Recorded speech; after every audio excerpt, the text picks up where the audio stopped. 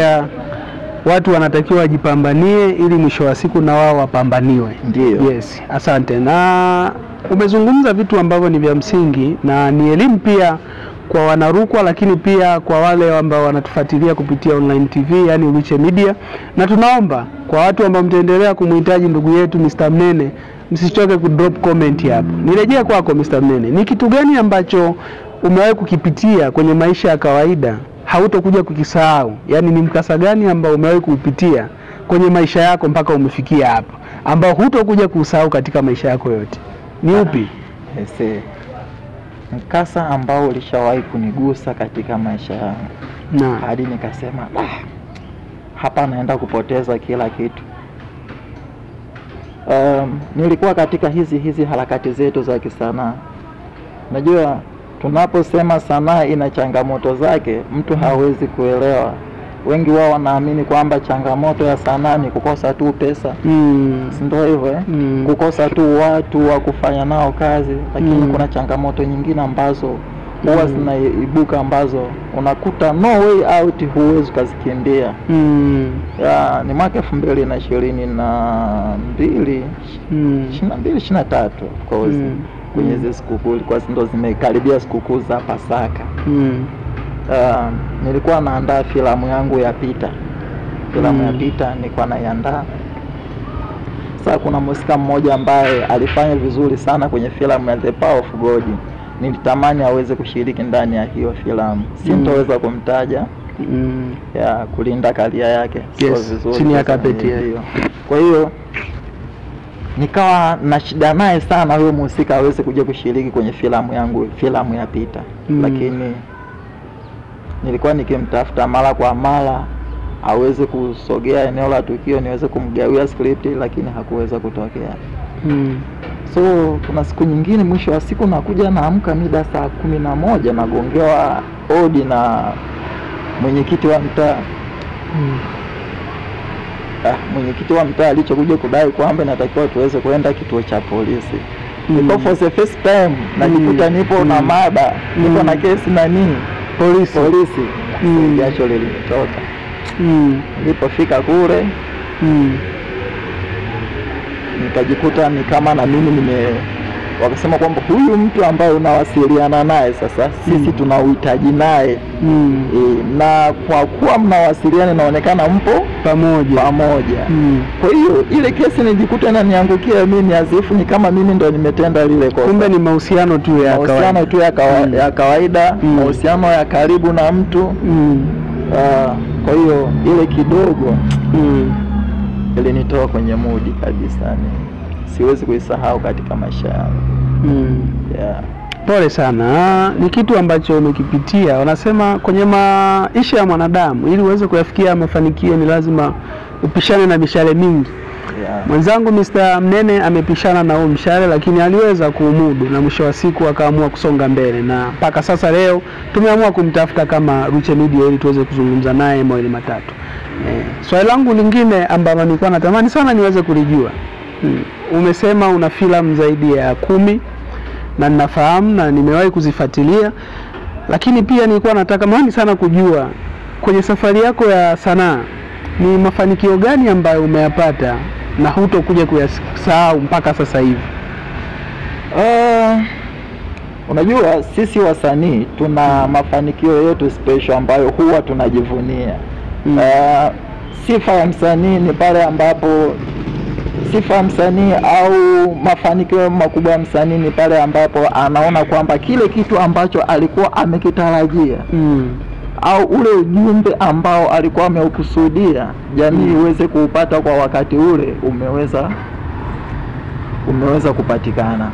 Kwa na maana kwamba pale ambapo tunaandaa kazi ikaweza kutoka ikiwa salama na kuwafikia watazamaji, mafanikio makubwa sana ambayo kwa kila msanii lazima aweze kujipongeza kwa kile kitu ambacho amekifanya.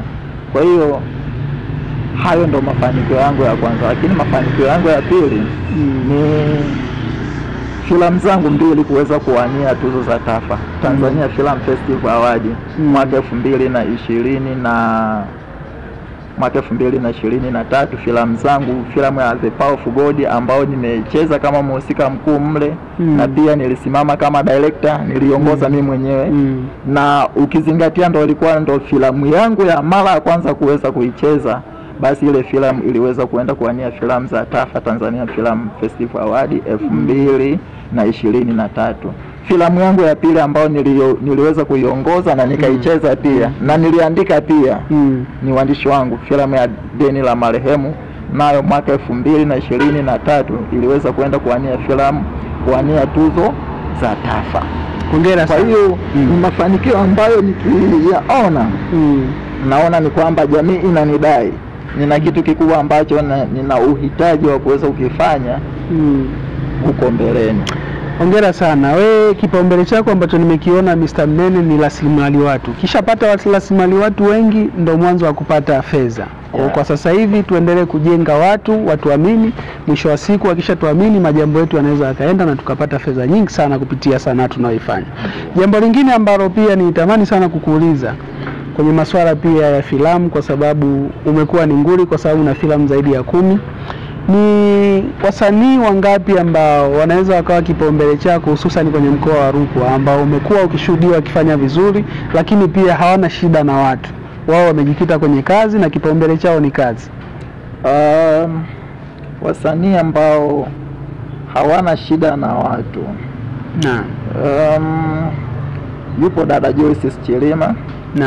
Ya dada Joyce Chilima hana shida na mtu yoyote. Nimefanya naye kazi vizuri sana. Yupo bwana Leon Silinus Mwanahanja. Yupo Mika Sisizo. Yupo Sila Kisiga. Yupo Daniel Moses Kimea. Ni watu safi. Lakini pia naweza nikazungumza, niwe muwazi kiukweli, nisiwe mnafiki. Sanaa ya mkoa wa Rukwa, licha kwamba tupo chini, lakini wasanii wa mkoa wa Rukwa wapo pisi sana. Ni wasanii ambao wapo tayari, kwanza the way wanavyojitolea, wanavyojitoa wenyewe. Zifu sanaa ya mkoa wa Rukwa ni sanaa ambayo unaweza muomba msanii kwamba bwana nakuomba uje ushiriki kwenye kazi yangu na akaje. Hao niliowataja ni watu wachache mno, lakini ni wengi sana ambao unaweza muomba kwamba bwana naomba utenge muda wako, kesho ni jambo langu. Yupo Dr. Amri. Ni mtu pisi sana. Ni watu ambao bado yupo. Nilimuona kipindi fulani anapambana. Yupo? Dr. yupo. Dr. yupo na very soon aliniambia kwamba ana jambo lake. Kuna kazi ambayo ataingia location kwenda kuishoot. Kwa hiyo ni watu safi sana ambao kiukweli tunashirikiana nao vizuri kwa pamoja. Tumeshikana mkono pamoja kwenye hatua moja hadi nimefika hapa. Siwezi nikawa mimi Mnene bila ya watu kama hao, bila kuwa na watu ambao wananisupport, ambao tunasupportiana katika hatua moja na nyingine zaidi. Asante. Umezungumza vitu vingi ambavyo vinatoa pia msaada wa kielimu kwenye masuala mazima ya industry ya sanaa hususan maigizo. Neno lako la mwisho ni lipi kwa Wanarukwa, na unawaambia nini ambacho kinaweza kikawa ni chakula wakikila kinaweza kikawapa matunda na kikazaa matokeo kwenye mkoa wetu? Kwanza niseme asanteni sana kwa kuendelea kuzisapoti kazi zangu na kazi za wasanii wa mkoa wa Rukwa pia. Nishukuru sana Liche Media kwa sababu wamekuwa wakitushika mkono kwa kila tunapodondoka, tunasimama nao. Asanteni sana, nashukuru sana kwa support yenu. Asante. Bila nyie hatuwezi, yani sina neno zaidi ya kusema asante. Asante sana. Pia kwa wasanii wa mkoa wa Rukwa, wa mkoa wa Rukwa, kimefika kipindi ambacho tuweze kuamini kwamba hatufanyi kazi tu si kwa mkoa wetu, mkoa wa Rukwa tu. Tunatakiwa tuamini kwamba tunafanya kazi for the global. Ni dunia nzima inatazama kile ambacho sisi tunakitazama. Kwa hiyo kama dunia nzima ndo inatazama, tunawekeza kwa ajili ya dunia nzima na tunafanya kwa ajili ya dunia nzima, basi inatakiwa tuweze kufanya kazi kwa uharedi mkubwa na kwa ubunifu mkubwa. Lakini pia naombeni sasa wana mkoa wa Rukwa, msiache basi kuendelea kuzitazama na kuwasapoti wasanii wenu kwa kila hali na mali. haijalishi iko vipi, kwa kile kitu tu kidogo ambacho unacho, kwa lile tu ambalo umeombwa, ambalo unahisi nikimgusa huyu bwana kwa hapa anaweza kasogea mbele, basi usisite, fanya hivyo. Asante. Kwenye mitandao ya kijamii mnatumia njia gani kupromoti kazi zenu? YouTube unaweza kutupata kwa jina la Silaki Pro. Silaki Pro unaweza kutazama kazi zetu zote, na unaweza kutazama tamthilia mpya ambayo inaruka kwa sasa hivi inaitwa Lugano. Asante. Yeah. Facebook, Twitter, Instagram au uko bado hamjajikita sana, mmejikita sana YouTube? Kwa sasa hivi TikTok unaweza kutupata Silaki Pro pia. Ya upande wa Facebook unaweza kunitafuta kwa jina la Fredrick Mnene, napatikana live. Asante. Ulikuwa nami Comrade Alex Philemon, CEO wa Riche Media. Tunapatikana Manispaa Sumbawanga mjini, mkoa wa Rukwa. Tunawakaribisha pia wadau wengine ambao watawiwa kuja kusema na Wanarukwa. Sisi milango iko wazi. Asante.